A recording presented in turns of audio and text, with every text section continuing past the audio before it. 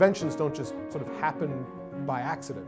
You can schedule invention. You start off by trying to understand the unmet need and really immersing yourself in the environment. The epiphany moment with Coravin, I thought, I'm going to write down the need that I'm experiencing that is not being addressed.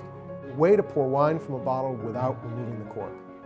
A bottle of wine is a series of experiences that is going to happen or is waiting to happen.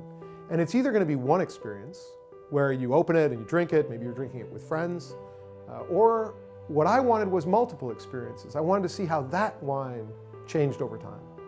Or I wanted to see how that Cabernet from California compared to a Bordeaux. Or I wanted to taste all the wines from that year that were made from the same grape by different winemakers to see what they did with the same environment. Wine wasn't available to me in a way that I could do that. And as soon as you remove the cork, of course, oxygen goes in. And if you're pouring, glug, glug, glug, oxygen is mixing with the wine as it's coming out and mixing with the wine in the bottle. So I thought if I can pour without oxygen ever touching, by displacing it with an inert gas, then I've got the system I need. So in 2003, I'd made this first prototype. And it was clumsy, but it worked.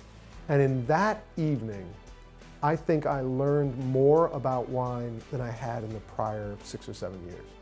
The Coravin technology has come a long way.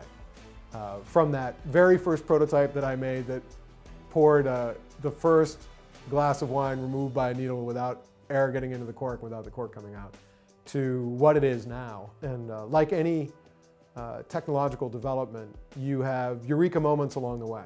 I started to realize if I could make this easier than pulling the cork, we could open up the potential and variety of wines that you can serve at home to yourself and your spouse, but also to the guests that come over to the restaurants, to the producers themselves. I've been heartened by the guys in Burgundy who are literally using Coravin to sample their guests on wines that are precious. Early on, we knew that we needed validation for the technology.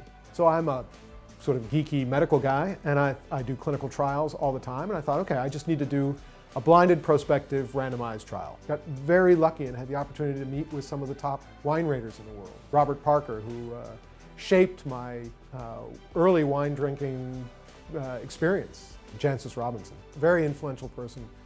She said, show me some wines that you can bring that we can blind taste test. So I load up my bag, get on an airplane, fly out to London, and go down to her basement, her tasting room, her cellar, and I do the random sampling of glasses, and she tastes and she says, these two. And she nailed it, and I'm crestfallen.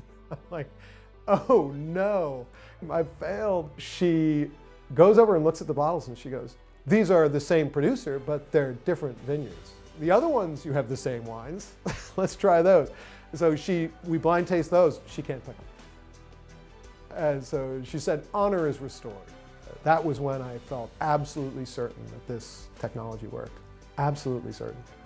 Why people get so fascinated with wine is that it is so various. It's so, the multitude of experiences that are possible. It's different every year. It's different by every producer. It's different by the grape and the region. It's an infinite opportunity to learn and experience. And I knew that we had created a tool that could change the way that happened for the better.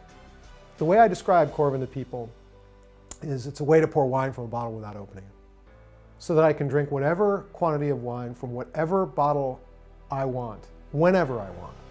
It's like a wine bar in your house.